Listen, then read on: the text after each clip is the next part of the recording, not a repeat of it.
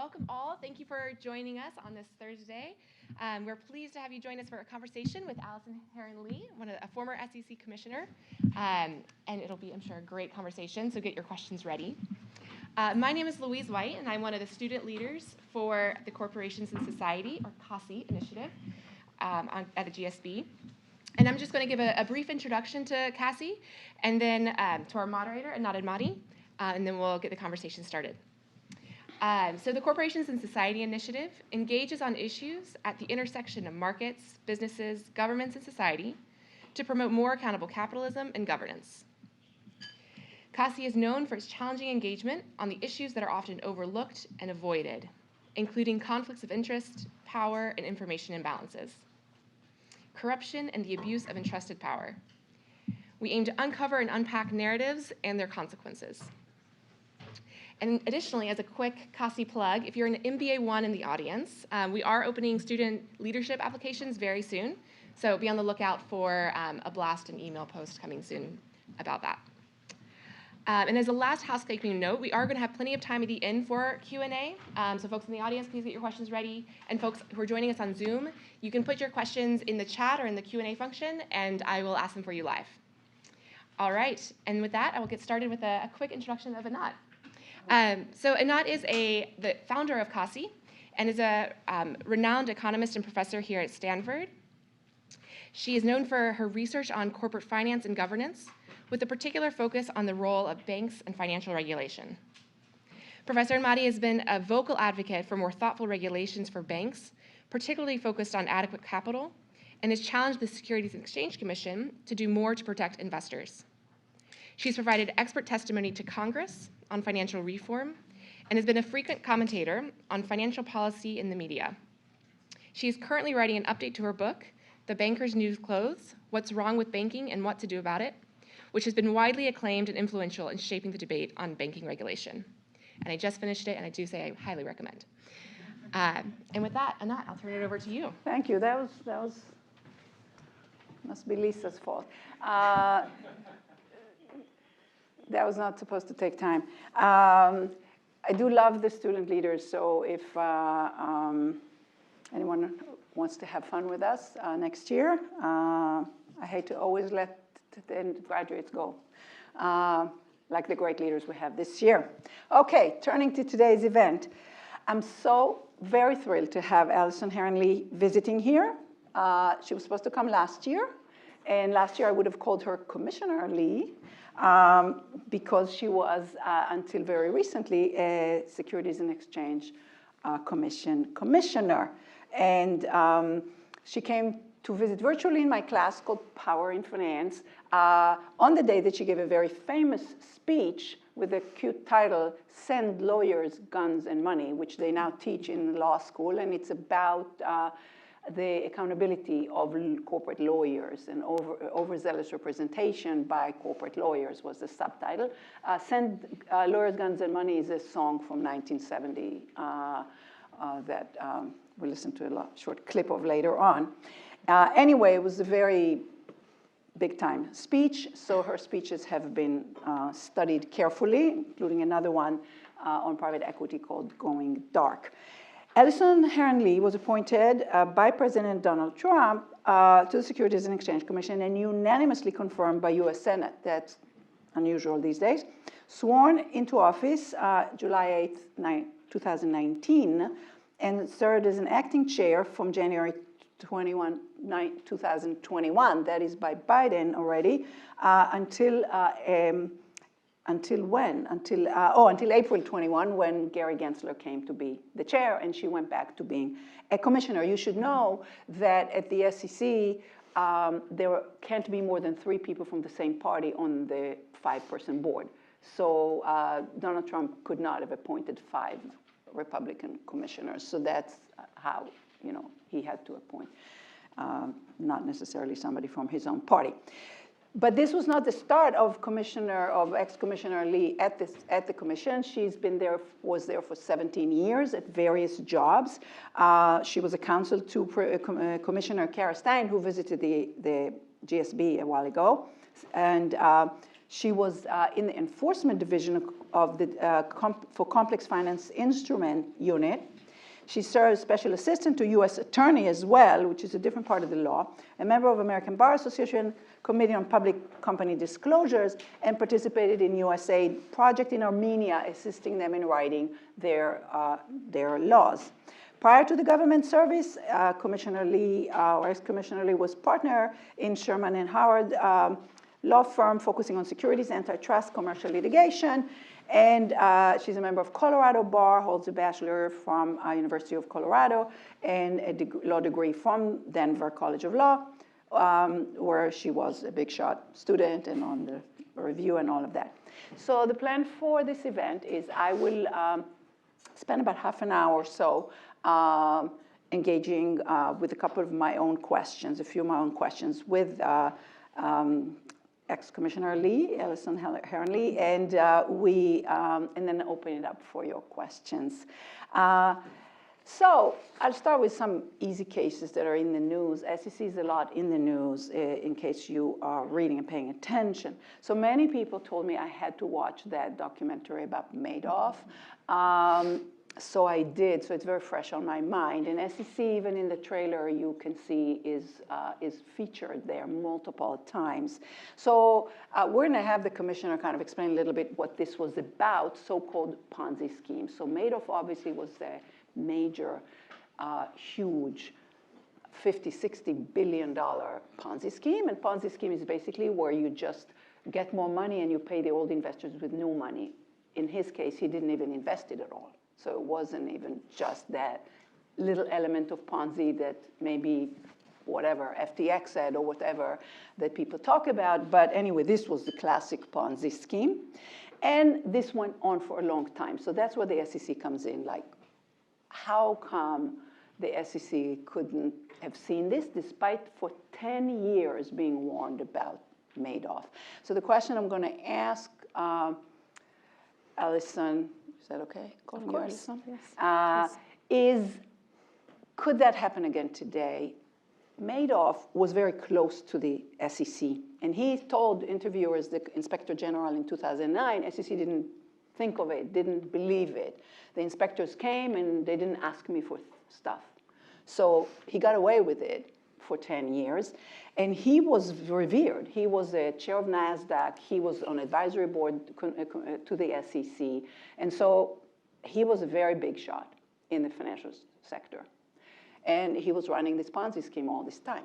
So the question is, when somebody appears successful or is successful, what can they get away with? Can they still get away with stuff? And also explain a little bit about, Ponzi schemes and all of that as a legal expert, like what's illegal, what's okay, et cetera. So sure. Thank you, Allison, for being here.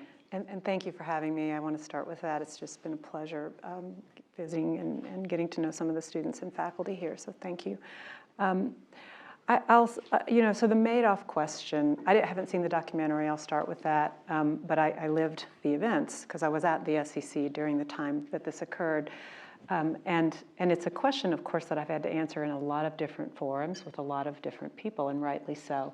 And when I teach abroad in Italy and Spain, and in both instances, that was the first thing that for 10 years that students want to know. What happened? What happened with Madoff? Why did that happen? Will it happen again? Those are good, thoughtful areas that require an awful lot of examination. So I want to start by saying this. I was in the enforcement division when this occurred. I was in the Denver office and not connected in any way. So none of the work I did touched in any way on that. So my opinions are not based in any information I have from having worked on a case connected to Madoff. But the question of, let me start with the notion of a Ponzi, and you sort of alluded to FTX, and you mentioned Madoff calling it a pure Ponzi. What I would say is it evolved into what I would think of as a pure Ponzi, and what that really means is there is no source of revenue coming in other than new investor money, and that money is being used to pay off prior investors, and most importantly, to lull them into leaving their money in. that's a big piece of what a Ponzi scheme does. It's not enough, because everyone in a Ponzi scheme knows that they're never going to be able to keep bringing enough money in to sort of pay off the new investors. So they have to lull the old investors to roll over, and that was happening as well. But in the beginning, as is true for most kind of things that people come to think of as Ponzi schemes, there's a real business there of some sort that ends up serving more as a smokescreen in the long run than an actual business. But that's why they're tricky, because it's very rare, although they have them and I have prosecuted them, that you have nothing more than money in, money out. You usually have some sort of an investment going on, something. And Madoff did for a while. Take money, invest the money. He invested it poorly. And then when the market began to, kind of move against him, he began to engage in more and more of this Ponzi-like behavior. So that's just to sort of level set what is meant there. In terms of can it happen again, the answer is yes, I hope not. And there were a lot of lessons learned from that. You made reference to the notion that he was powerful, that he was connected, that he was part of, connected to the stock exchanges, that he was in contact with the staff, those kinds of things. That's right, and it's certainly, there are lots of folks in the capital market space who are very well connected. So does it matter that he was? Yes. It isn't because when staff goes in to think about these issues, they are influenced. I don't think he used or I don't think staff believed that they were being influenced in a way that they should not consider. They weren't looking the other way because he was powerful. I don't think that's what occurred. What I think occurred is they mistakenly made assumptions that, as humans do, about what was happening with him based on a lot of the markers of his success. That does happen, and that can happen again. A lot of regulations have been put in place to deal with some of the errors and some of the gaping holes, really, that we found after that, like custody. How do you test for and validate custody? We made a lot of changes in that space that would address it. But as with any scheme or any other kind of regulatory approach, we're always addressing what happened before. And so that will fix some of the future, but there will always be more creative people and more ways to get at that. So I hope we don't see that again. But I think the ingredients of what occurred there could certainly resurface in a different way. It won't be through custody, because believe me, they have that locked down now at the SEC, and they know, and there's triple checks on how we go about dealing with that. But will it come up in a different way? It might. That's a lot, really, of kind of technical jargon. So if folks want to, if you want to follow up with something more direct, I'm happy to try to answer those questions. There were incidents in the movie about young inspectors thinking, oh, he's so connected, he knows more what's going on in the SEC than we do. He can pick up the phone, he can say something to a commissioner, how could he possibly suspect anything, et cetera. So, sort of subtle ways of intimidation, you might say, but anyway, we're going to move to somebody else very powerful. We'll have questions later. Elon Musk. So, and the reason I'm bringing Elon Musk, of course, always the conversation piece, is that I want to bring up the issue of enforcement here. And so we do have laws. Now, we're all familiar with enforcement of rules. When we drive on the road, if we drive too fast, if we drive under the influence, and somebody, wanted DUI laws to be stricter, mothers against drunk driving, et cetera, there it is. The policeman has the authority to stop us on the road, and then what happens after that, is in the law. That's enforcement of traffic laws, okay? So we're all familiar with that. But in a white-collar securities law, corporate law that she knows, it's a little more complicated. Sometimes both, all the issues around discretion of the enforcers, detection of the violation to begin with, so you need whistleblowers of fraud, all these things. And then exactly the tools that somebody has, can they take to jail, et cetera, et cetera. So a few events with Elon Musk. One was the famous tweet. So the tweet from 2018 is that he's going to take Tesla private for $44 billion, $420 a share, or something like that, and funding secure. So that was kind of the key phrase there, that he has funding to take Tesla private. Well, the stock price promptly jumped. And it turned out the statement was false. So he didn't have funding secure. In fact, the company stayed private, and the price, $420 a shares, plummeted eventually, most recently to, 100. Now it's in the hundreds, whatever. And SEC went after him for, you can tell us precisely the law, but for securities law violations, basically misleading investors by that statement. And leading some of them to lose money. And the settlement involved both him and Tesla paying $20 million each, and some governance changes in terms of his participation on the board, in terms of also his tweeting.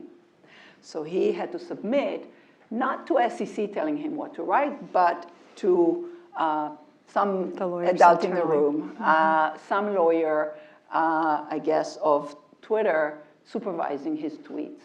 Well, he didn't. So they told him what, he agreed, he signed that he'll do something, and then he didn't. So that was one thing. Then and then he just has been really vocal, 60-minute interview and everything, just telling everybody, the SECs, what are they, what did he call them? All kinds of names, and just he doesn't respect them, and he hates them, and they're bastards, all kinds of things like that. So, just foul mouth about them, and he's a rich man. So a title of a story was, can the SEC stand up to him? Because he's rich, and one of the issues in enforcement is that when he recently bought Twitter, and that was a whole other legal dispute involving Delaware courts about his agreement and whether he can pull off and all of that. So that was another legal issue in the corporate law, which is mostly Delaware law. One other issue was that when he bought more than 5% of Tesla, he had to disclose that. And he was 11 days late disclosing that. So he violated a rule of the SEC. Now the fine for that, the maximum fine for that, is, this has happened recently in the fall, she was already not at the SEC, is $10,000. So it's not like you can go to jail for that. This is pocket change for Elon Musk. So obviously he can file whenever he wants. I don't know what you can do to him. So that's kind of the question. So, and you were in the enforcement division. So talk to us a little bit about enforcement and about the Elon Musk case and these sort of power in finance kind of issues about SEC versus Elon Musk. So I'll start with the same disclaimer, which is I did not work on anything connected to Musk, and nor did I vote on it as commissioner, because the Twitter stuff happened before I was in office. But so a couple things. First, I want to just address the label of white collar crime and how we use that term and what we mean when we say that, because I don't like that term. I think it diminishes what's really happening. It's crime. Crime is crime, right? And so, which I'm not trying to criticize you. I mean, people. That's what I mean. You know. So, but in the corporate space, I think people view the crossing of the line as a much more vague and kind of by inches and degrees. You're not walking into a 7-Eleven with a gun. You're sort of pushing the limits until you push them too far. it's still a crime, and people are still hurt in very, very serious and significant ways. So we take that type of thing very seriously, or they do, and I did as an enforcement lawyer. The funding secured tweet, you probably know there's private litigation going on right now. It's at trial, and we'll see what happens with the shareholders who are trying to get relief from that. And so what I want to say about that though is, if you just step back, if you know the securities laws and the bread and butter of what they do in the enforcement division is 10b-5 fraud. 10b-5 is just the section in the statute or in the rule that deals with it. But it's really just garden variety fraud, because what are you doing? You're saying something that influences in a material way what investors know about your company, and that's causing them to either buy or sell, depending on whatever, what the statement is. You know it's not true, and you don't have to intend to cause damage, but you do have to know it's not true, and I said this, and that's what happened in that case. So it's just, in my view, straight up garden variety fraud.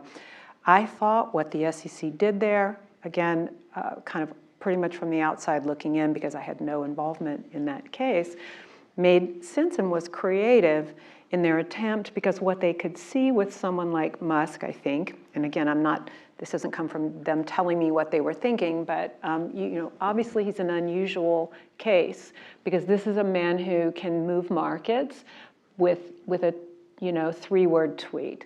And not all of us can do that, or would if we could, but he can. And so I think as the staff looks at something like that, they prosecute, they had him step down, so he did step down from his role, and he took a bar, an officer and director bar, which those are important tools in their tool basket. But then they added in the piece. Now, would they do that again with hindsight? I don't know, because it ended up being a bit unmanageable. So what can you do in that circumstance? What can you do when somebody agrees to something, they sign, here's what I agree to do going forward, and then they just don't do it? These are civil contracts. These are not, this is not a potential jail sentence here. What can they do? What you can do is you can ask a court to cite them for contempt, which of course they did do. But even that is relatively, depending on your circumstance, not going to pack the kind of punch that you would hope or expect. So to me, I thought it made a lot of sense to try to get that in place in a settlement agreement. It was new. I had never seen the SEC do anything quite like that, but we have to evolve with the markets. When we see how Twitter can move markets, we realize, okay, maybe this is a special case. Could they have approached it differently? Maybe. Honestly, his rhetoric about the SEC and his views and whatever, that's completely irrelevant to me, and I think also to most of the staff.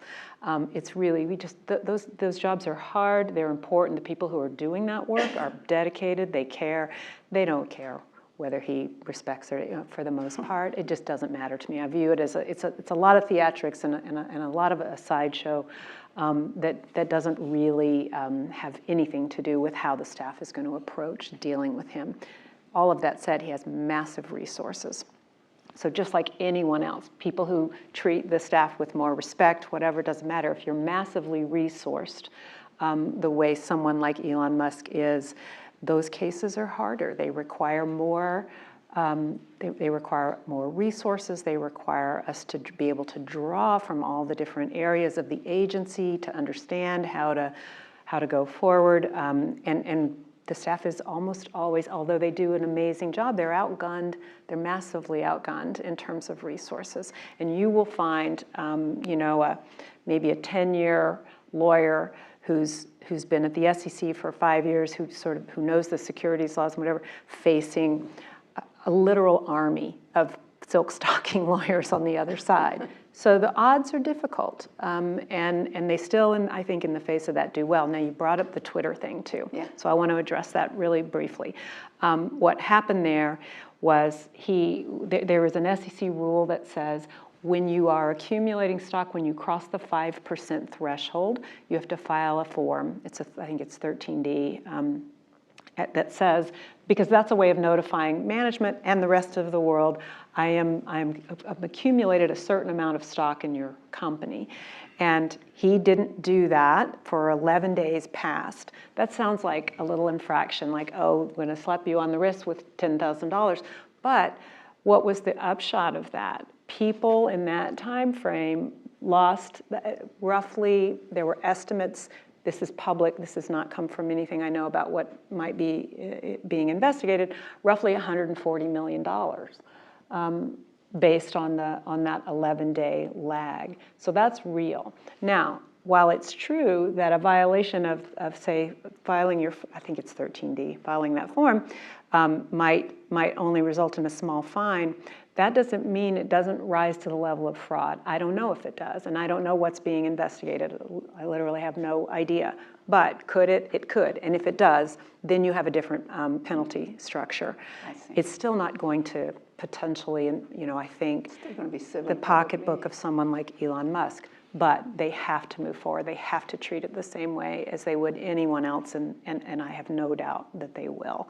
But I don't know at all what's happening internally on that, other than I have a lot of confidence. And actually, it's the staff in the San Francisco office, I would imagine, since they are the ones that, it's their geographic territory, and I know them well. I'm having dinner with them tonight, in fact. So, so I have a lot of confidence in them. Yeah, and there is a case. So on enforcement, the government does some enforcement, but there's private rights of action. And on securities laws, it's very extensive. So a lot of the enforcement happens by shareholders suing the company, or what's called derivative suit, which is shareholders sue the board on behalf of the corporation. Of course, the insurance pays usually for that, so that's a whole other game.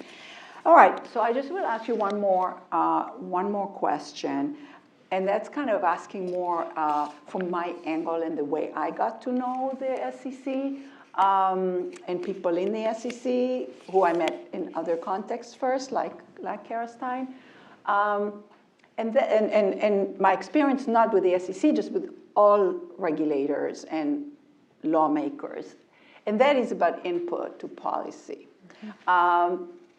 So that's something I was not aware of before, that I was a corporate finance, just a finance academic, garden variety finance academic, until I saw how it works, how policy gets written, and then what the expertise is. So I was just never thinking about that. So, in economic models, we might have a social planner, or some social planner is supposed to figure out how to write that rule for 1,000 pages, and then who got involved. So in the process of it, they open up to the public comments. So that's a thing that happens that I've become aware of, and I've submitted comments, but it's hard to keep track of. And previous CASI director was keeping track of certain parts of the law that we happened to be familiar with, on banking regulations and others, and even SEC, whistleblower policies, whatever.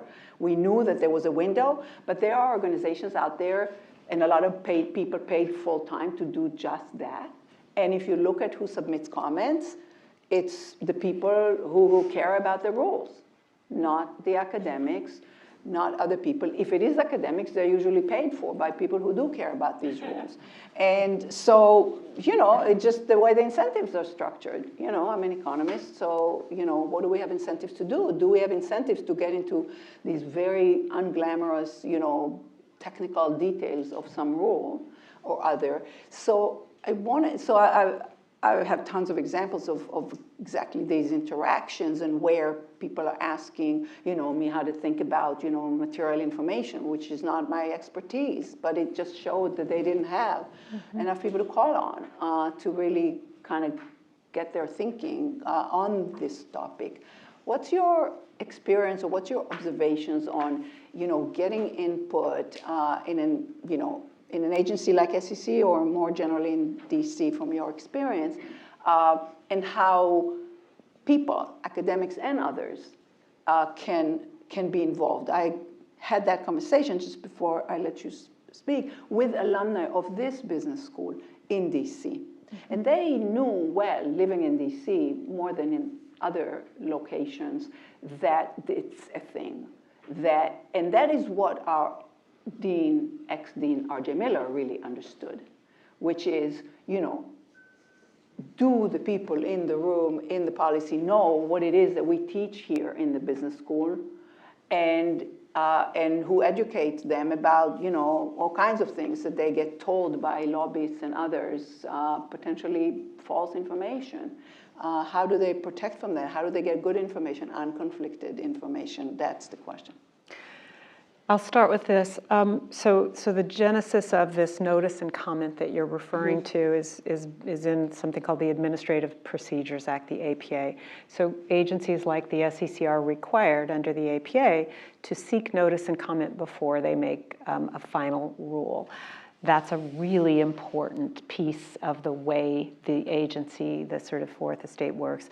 And what I'll say is, I think a lot of people think that those comment letters just go into this void. You see them posted on the website, and then maybe looks like mine. It's well, they don't.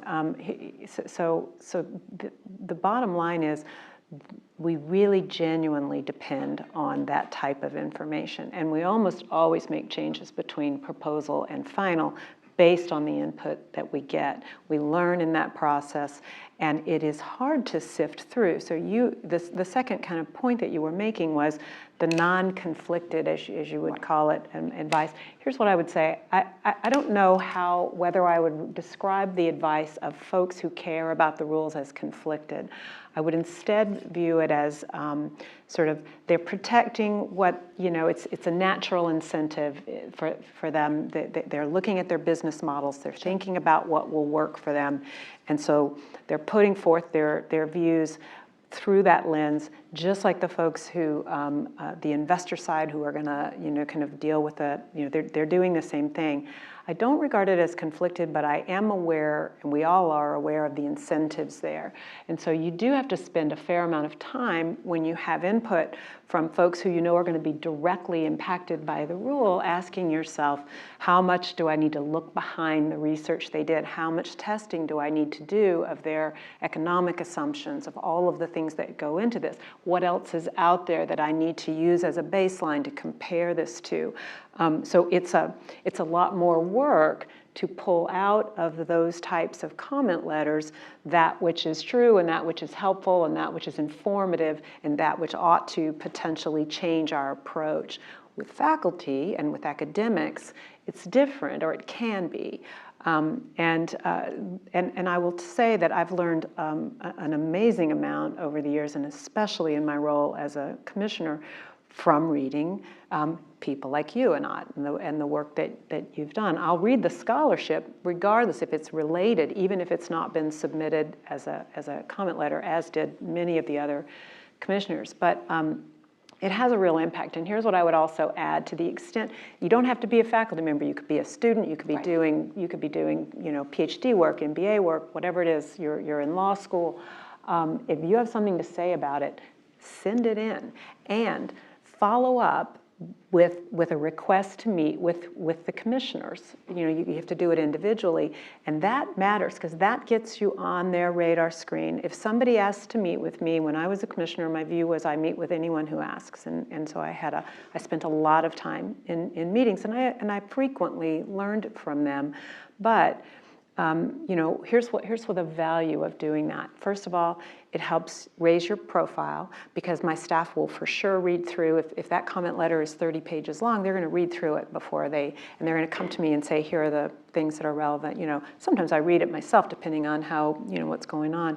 But then it also gives that person a chance to say to the commissioners, let me tell you what's, like I made 12 points, but here's one that's buried that is really important, and here's why. So we learn from that, we use that, and I think it has been very eye-opening. There were plenty of times in my role as a commissioner when I would pick up the phone and call an academic and say, I read your piece on XYZ, can we please talk about it? And they would seem really genuinely surprised in a way that I thought, well, why, of course it's contributing to kind of what we're doing, and I need to understand it better. And so I would just say it's very valuable.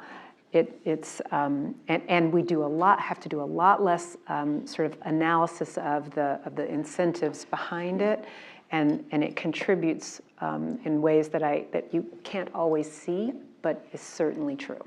I understand. It's just that a lot of time for academics, I can tell you this from my angle and from seeing what my colleagues and I do, it's just too many details, and we're in a business school where it's too legalistic and it's too technical, and our research usually doesn't go that deep into the details. But anyway, okay. I think I'd like to open it up now. Allison and I can go on forever like that, but you poor people are sitting there, so I want to really let you raise your hands and ask a question. Go ahead. But please introduce yourself, maybe stand up so you're closer to the mic, and say who you are. Hi, my name is Shivan. I'm an MBA 1 here at the GSB. Thank you so much for being here. I guess 2 interrelated questions. So one, that we've seen that management has sort of an ability to either buy or sell shares as part of their ESOP plans, either ahead or after earnings.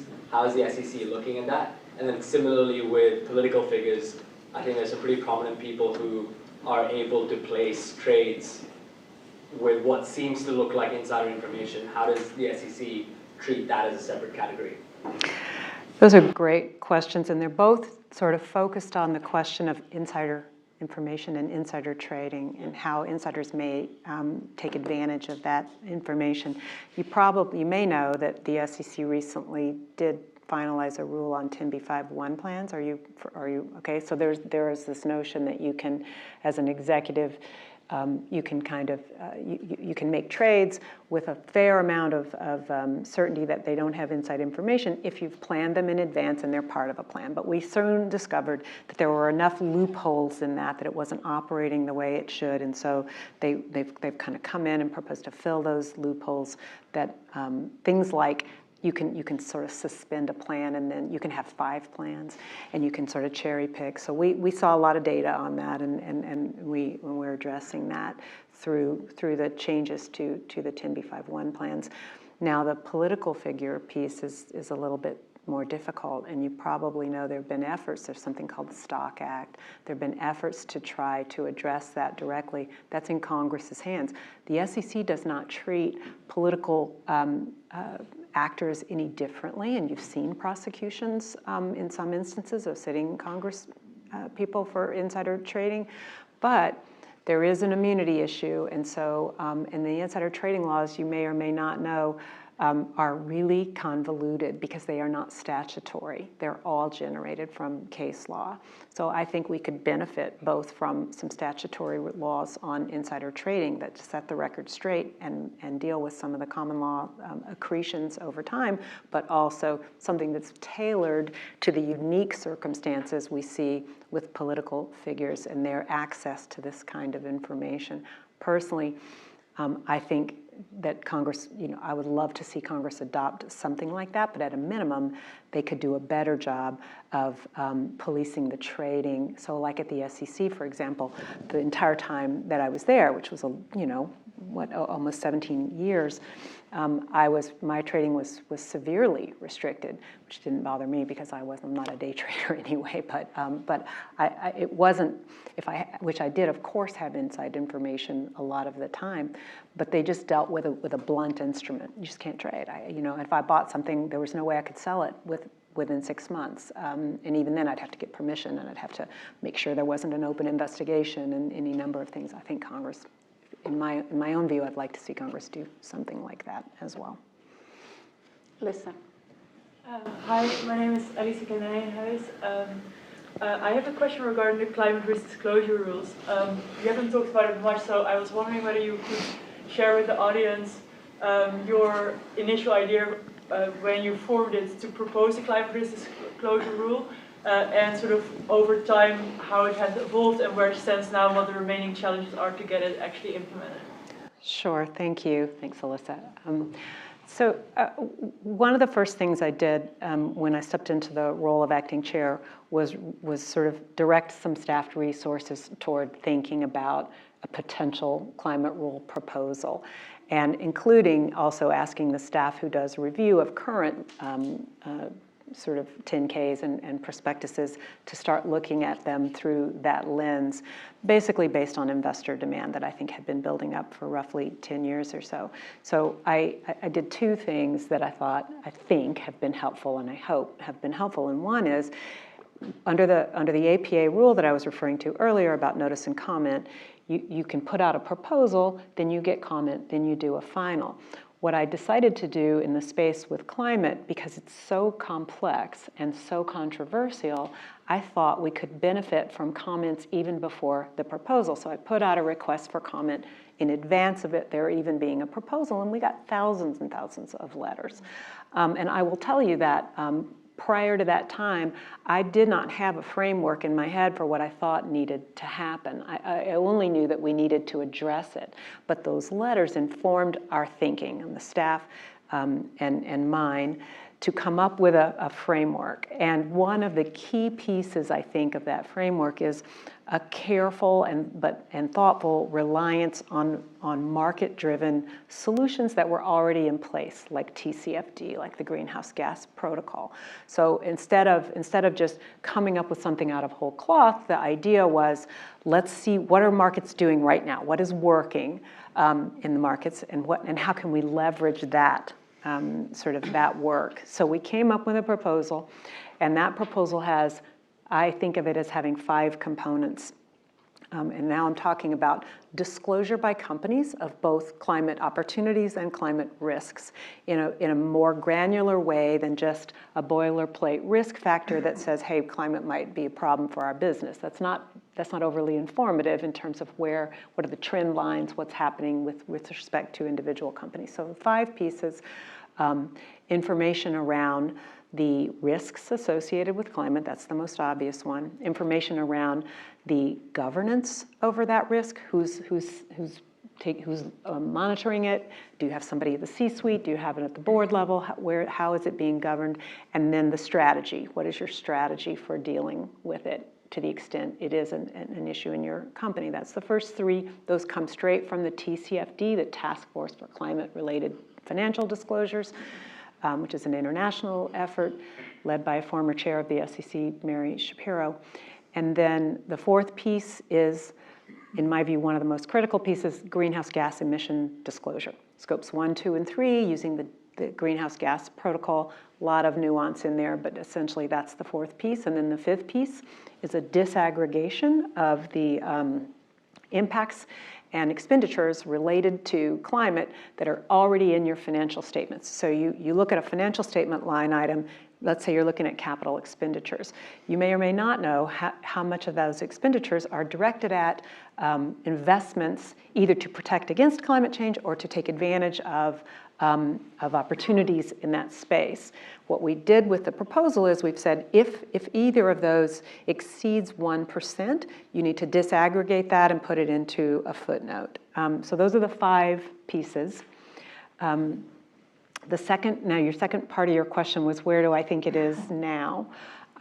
So again, the notice and comment process has really informed our thinking, or the SEC's thinking on this. I won't be there for the final rule, and I don't know internally what the discussions are the debates, because I'm still in my 1-year timeout, and I don't talk to the commissioners about that.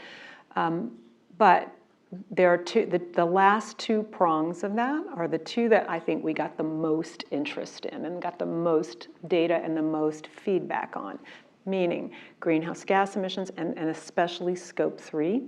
A lot of feedback around the difficulties connected to many companies who would be forced to try to think through and then publish their Scope 3 emissions. I think those are valid. Want to explain what Scope 3 is? Oh, I'm sorry, of course.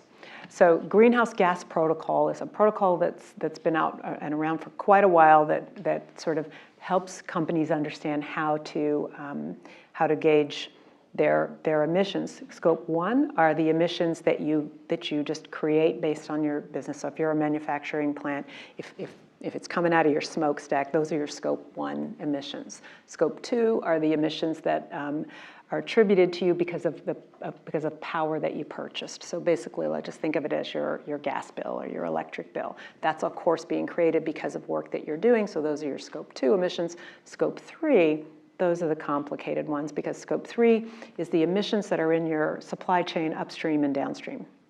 I'm simplifying this, and I know, Alyssa, you know this much better than I do, but there the idea is these emissions are created because of the work that you're doing upstream and downstream. And but they're harder to estimate for a number of different reasons. So would I be surprised to see that they make some changes on Scope 3? I would not. And frankly, I probably would support some based on some of the comments that we received. I would not support removing them, because if you remove Scope 3 from the rule, you've basically blocked out most of the emissions from most emitters in the world. So to me, that doesn't make sense, but adding in some additional accommodations does make sense. Would they do that? I don't know. I wouldn't be surprised. The second piece where we got a lot of pushback and a lot of good information was on the disaggregation. That was an interesting one for me, because what I heard there, I was expecting to hear more about the 1% threshold. We said if it exceeds 1%, then you have to disaggregate. And we certainly did hear from folks about whether we got that threshold right. What I wasn't expecting to hear, which is what I heard more than that, than info on the threshold, was we don't know how to do this. I had CFOs from Fortune 500, even Fortune 100 companies say to me, I don't know how to do this. And so that's valid. And I said, okay, I get that. Maybe we need to put guidance out, commission level guidance out at the same time as we would finalize a rule. But I had to also say back, so you understand that what you're saying to me is you don't currently know how climate is impacting your business. Doesn't that bother you? And wouldn't your board of directors potentially have something to say about that? And to their credit, it was a good exchange, and it's like we heard one another and we thought about that. But will there need to be changes to that piece, maybe to the threshold, maybe to add some guidance? I would certainly be open to that if I were still there. I wouldn't be surprised to see some changes on that. Louise, from online or? From Zoom, yes. So switching gears a little bit from climate to crypto, Racecoin is asking, the SEC has issued security fines to a growing number of crypto businesses, while the CFTC is asserting jurisdiction over more and more tokens and crypto exchanges. How will these competing regulatory frameworks interact with each other as the crypto sector matures?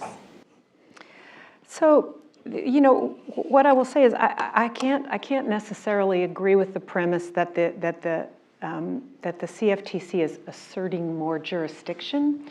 I have not seen the CFTC in any, maybe they'll educate me, but I have not seen them sort of attempt to assert jurisdiction over that which is not a commodity. I have not seen that occur yet. If they think that it has, then maybe we could have that discussion or look at that analysis.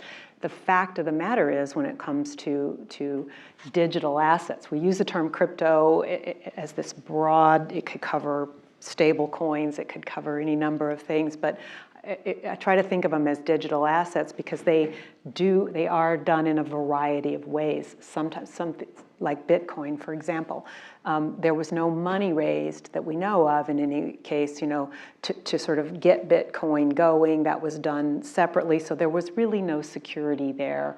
But it clearly has, I think, become a commodity over time. But if you're raising money and you meet what we call the Howey test, because what you're essentially doing is saying to investors, give me your money and I'm going to make you more money. And you don't have to do anything. It's just, you're depending on the efforts of others to do it. That's most likely going to be a security, and that's certainly the case with the number of ICOs that we saw for a number of years, and it continues to be so. So the problem is not, in my view, some sort of turf war between the regulators. The issue really is helping people who are working on these innovative projects to understand which one they're dealing with. If in fact what they're whether or not they're dealing with a security, or whether they're dealing with a commodity, or whether they're dealing with something completely different. Those are not necessarily easy calls to make. I would say, frankly, many of these coins that I've looked at seem to me to be quite obviously securities, where if you got good advice from a good lawyer, they would be able to tell you that. But I don't think that's always true. So that to me is the tricky part, is making sure folks have enough information to sort of know the difference between the two. I have not observed a turf war. I think it also wouldn't hurt to have Congress weigh in on some of this as well. But I would not be able to support removing sort of that which is a traditional, meets the definition of a security, out from under the SEC. That just wouldn't make sense, because digital assets and assets, that line is not as clear as people think. It really isn't. So we would have to be very careful with something like that. Oh my God, so many. All right, Professor Van Horn. I'm Jim Van Horn, retired finance professor. Knowing what you know now, what would you have done differently with respect to SPACs, the special purpose acquisition corporations? Yeah, that's a good question. Explain briefly SPACs. Yeah, so SPACs, Special Purpose Acquisition Corporation, and just to quickly level set on that, it's an approach where somebody who is raising money, but they have no business yet. They're saying, give me money and I'm going to find a business to invest in, and I'm going to take them public. So they create a shell, a public shell.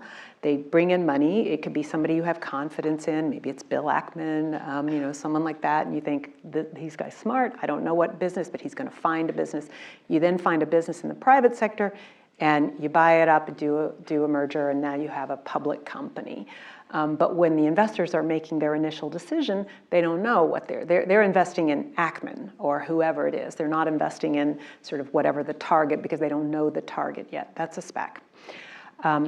They sort of came into prominence sometime in maybe 2017, 2018, around there. That market began to really grow quickly. I internally asked a lot of questions at the time. My view at the time was there was a lot more review of those prospectuses that could have been and should have been done. But I was that was not the prevailing view at the time.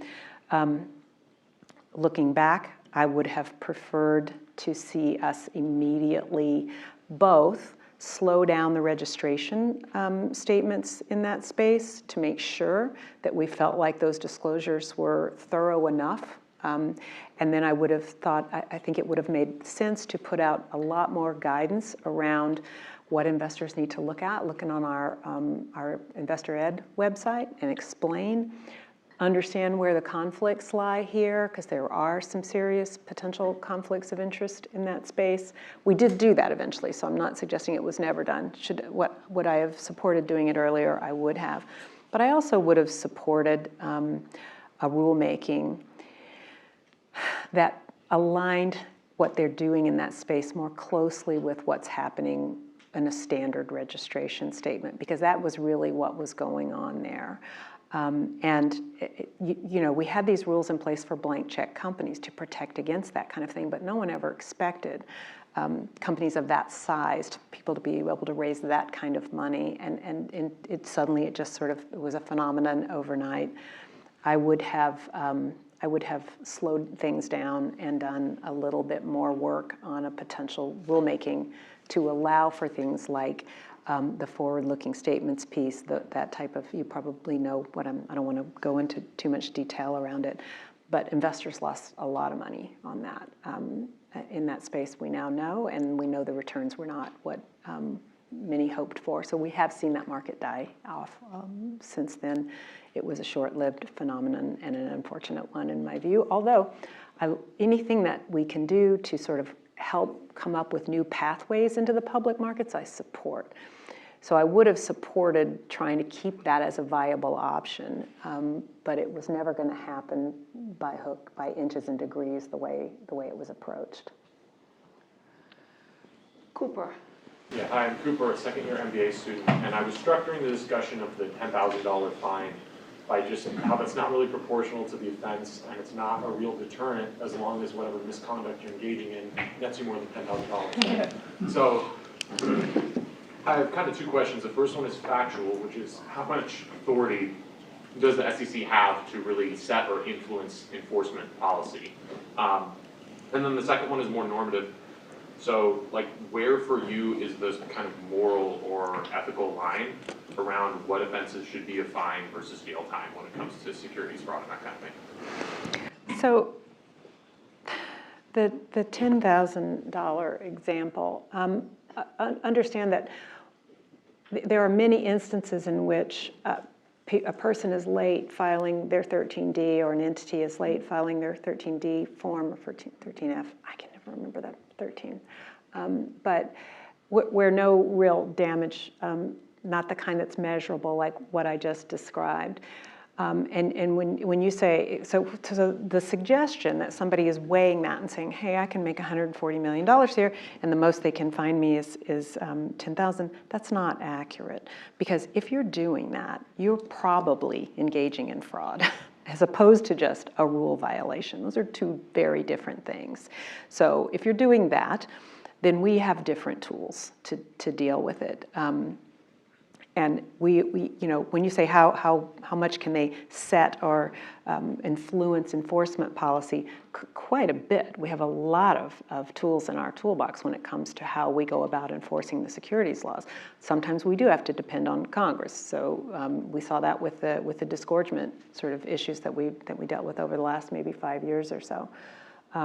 But that dichotomy is not as clean as you said. That exists in other areas. Insider trading is a classic place where that problem occurs.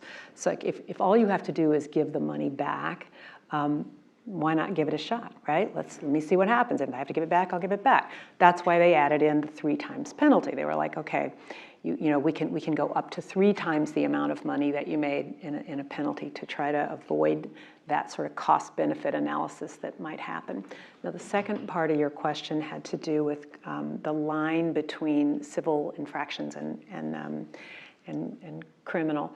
Let me say this may be a surprise to some, but every single violation in the 1933 Act, in the 1934 Act, and in the 1940 Act, I know that's a lot of jargon, but those are the 3 sort of main statutes that we enforce at the SEC, can be criminal violations. Every one of them can be. That's the way it's written in 18 USC. So what does that mean? When do the crims step in? So arguably there's no line except for the intent that's required for crime, which is at a higher level. The burden of proof is higher, and the intent can be higher depending on which one of the securities laws you're talking about. But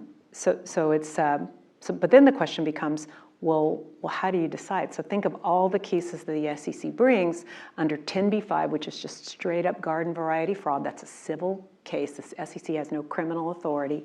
How come not every single one of those is prosecuted as a crime? They all potentially are, and they all require some level of intent. So why aren't they? That is, you know, so that question, it's partly a resource question. It's partly a trial question. You have to, let me tell you how difficult it is to try a case. As a litigator and a trial lawyer, I know this. When you have complicated facts, it's very difficult. It's very difficult to distill it down. You know who's really good at that is Matt Levine. I've always thought he'd be a great trial consultant, right? Just like help me figure out how to say this to a jury in a way that makes sense. But when it's a criminal case, of course, juries are going to, understandably, the burden of proof is higher, and they're going to be a lot more circumspect about what they may decide to do. So to me, it makes sense that the crims don't always bring cases, you know, alongside ours. I worked actually as a special assistant U.S. attorney on loan from the SEC to justice on a few of those cases, so I sort of know kind of what goes into that. And it's but what folks should know, what wrongdoers should know, is that there is no real line. If you have violated a securities law, you are also potentially you could be criminally prosecuted, and frequently they are. So, I think we're going to have to quit. So do you have, does she have time for 1 or 2 sentences? Okay. Ex-Commissioner Lee, I want to be formal here. What do you have to say to our mostly MBA student audience about, as a expert that you are, as a ex-policymaker, private sector person that you are, what would be your takeaway for them? Well, so you guys are the future. You're the future of what happens in corporate America. And don't undersell that, and think about it. Think about how you want to spend your time, and get involved in public policy. Get involved in shaping the things that you think will protect the values that you think are important in society. You can play a much bigger role than you realize. And the fact is, you'll be playing that role even if you choose, if you're getting involved in corporate America, you're playing a role. So do it advisedly. Think about it. Where do I want to make a difference? Where do I want to make an impact? And also consider public service. It's deeply rewarding. It's instructive, informative. It will help propel you if you were to go back out into the private sector to understand things in a way that you wouldn't otherwise. But I will tell you, having come into public service at the end of my, so I went to the SEC when I was in my late 40s, went to law school later too, so, but didn't go into public service until after I had been in the private sector for a very long time. And I never looked back. It's been the best job of my life by far. And because it is just, it's important work and it's gratifying work, so I encourage you all to think carefully about the choices that you make and find that thing that ignites your passion, and think about public service. Thank you very much, Allison.